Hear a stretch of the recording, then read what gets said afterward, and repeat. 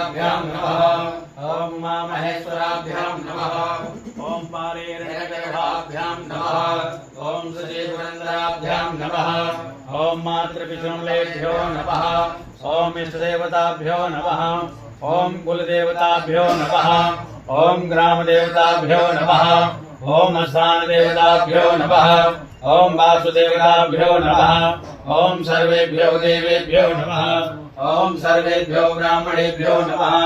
एतद्लक्ष्मणदेवताभ्यो नमः।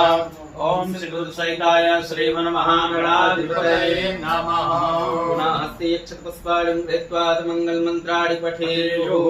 तदेव लगनां सुदिनां तदेव ताराबलं चन्द्रबलं तदेव विद्याबलं देवबलं तदेव लक्ष्मीपते गृहयुगा